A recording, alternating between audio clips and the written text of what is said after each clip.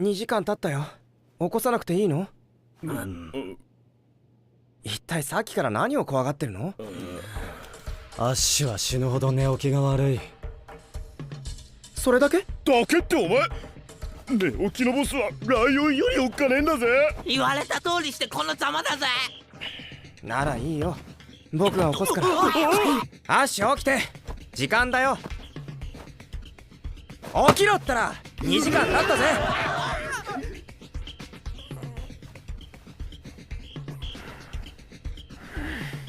見ろよ、あの眉のシワ。怒るぞ怒るぞ。おっかねえ。2時間。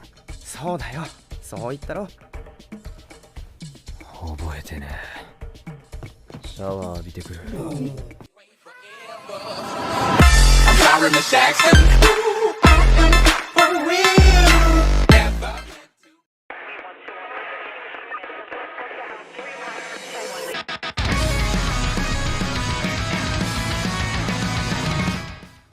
Hey guys, Lizzie back with another anime review.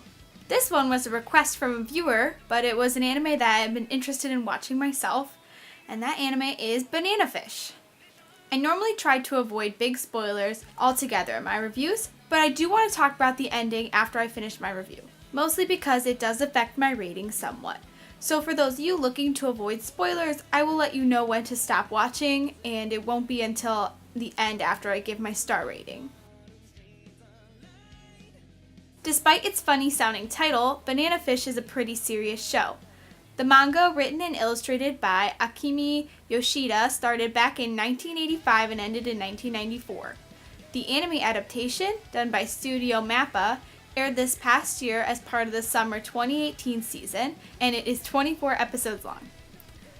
Some of Mappa's other works include last season's Zombieland Saga, and of course, Yuri on Ice. While you may look at a few scenes like this and think it's just another Yuri on Ice with guns added in, I'm gonna stop you right there. This is a very mature show, and I would not recommend it for any young viewers or those who are disturbed by things like rape, sexual harassment, physical and mental abuse, and violence. I mean, just look at those tags. I was intrigued by the themes of the show because although I have seen anime about gangs and other mature anime, I haven't quite come across this particular mash of topics. So let's jump into that plot. Banana Fish takes place in modern-day New York City in New York. This also grabbed my attention as I have not seen any other anime that mainly take place in the USA. The show follows Ash Lynx, who is the boss of a street gang in the city. Ash is trying to find out information on a mysterious drug called Banana Fish that was used on his brother while he was overseas with the military. During his investigation, he meets a Japanese boy named Eiji Okamaru, who came to America with a photojournalist, Shunichi Ibe, to interview Ash and his gang for a story. Eiji and Ash start to form a relationship as Eiji gets drawn into the chaos that breaks out between the street gangs and the mafia. I really like the original spin the show takes on the action drama. It tackles some really mature themes like child pornography and prostitution industry, sexual harassment, and corruption in society, and does a pretty awesome job of doing it. It also stays true to the gang theme with some great action scenes like knife fights, drive-bys, and shootouts. I'll give the show a star for plot. Next is the characters, starting with the main character, Ash Lynx, whose real name is Aslan Jade Callan-Reese, I think. At age 17, he's already the leader of a street gang that is very loyal to him. He's talented, charismatic, and has an IQ of over 200. He was picked off the streets as a boy by Papa Dino, the Cortesian mafia boss, who took a special liking to him and groomed him to be his heir. We learn about Ash's difficult childhood growing up forced in a life of prostitution and violence. He is my favorite character, not only for his wit, charm, and temper, but also for his character development. We get to see Ash struggle and persevere through so much in the show, it really makes him stand out. Next is Eiji Okamaru, who is from Japan and is 19. He was a competitive pole jumper back in Japan and made the photojournalist Shunichi Ibe's career take off with a photo he took of Eiji. Due to an injury, Eiji had to give up competitive pole jumping and became very depressed. Ibe decides to take Eiji with him to America to break him out of his depression. Eiji becomes drawn towards Ash and the thrilling world that he is part of, and he serves as a comparison to Ash as they both had very different childhoods. Eiji is gentle and naive, juxtaposed to Ash, who has been through a lot of trauma and had to fight for survival. The main villain is Dino Golzine, or Papa Dino, the courtesan mafia boss. He rules over a large criminal empire built on the prostitution of young boys to higher-ups in the government and military, as well as drugs. He is heading the Banana Fish Project in order to gain more power. Dino wants to make Ash his heir and is obsessed with the idea of taming the wild lynx. Another reoccurring villain is Yutlung Li, the youngest son of the Li family, which is the ruling family of the Chinese-American mafia. He holds hatred towards his brothers as they murdered his mother when he was a boy and used him for their own gain. Yutlung both admires Ash and envies him and his relationship with Eiji. One of my favorite characters is Sing Su Ling, who is only 14 in the show, and he's very cute and caring, but also super skilled. I felt the character design sticks out and fits the story well.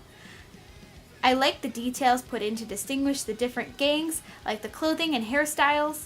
There is really only one reoccurring female character, Jessica, which is disappointing. I would have liked more, but I can understand since gangs tend to be male-dominated. I give the show a star for characters. The animation, again done by Studio Mappa. Very well done as well. I think they did a great job of capturing the New York City feel with beautiful cityscapes, water views, and even the graffiti. The contrast between the wealthy mafia houses and the street gang hideouts add to the theme of the mafia versus street gangs. The action scenes were fun to watch, and though we got the occasional "how is he not dead" scenes, for the most part they felt believable. I give the show a star for animation. Execution, or how well the elements all came together. This is really the only place I have to dock the show, and it's mostly due to the ending, which I will talk more about at the end of this video as courtesy to those who do not want spoilers. To sum it up though, the show's climax and ending wasn't bad, but could have been much better to really drive the show home.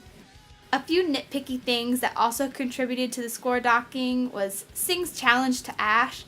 Sing knows he can't defeat Ash, but willingly challenges him to make up for the betrayal of some of his gang members.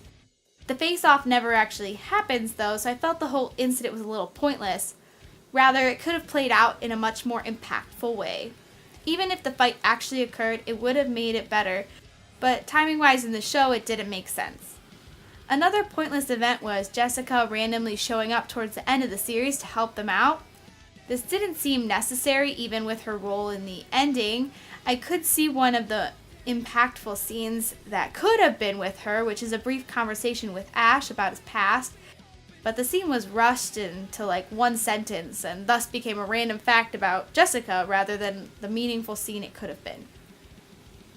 Even with all my nitpicking, the show did come together quite nicely. The soundtrack was awesome. I loved the openings and the endings. The show was able to keep me invested through the whole 24 episodes. I really felt the struggles that the characters had to go through, especially Ash, because of how well the story portrays his inner chaos. I give the show a half star for execution. Overall, I really enjoyed the show and felt connected to the characters. The show tackled those mature themes well and was able to combine them with some sweet action and even a pinch of comedy. I would not recommend the show to young viewers, again, but those of you not put off by the more serious themes, I would definitely recommend the show. It brings something different to the table of anime that I haven't seen in other shows. I give it another star, which brings our final rating to 4.5 stars. That was my overall review of the show, and I will be moving on to talk about the ending, so for those of you not wishing for spoilers, this is where you should bow out. But thank you again for watching.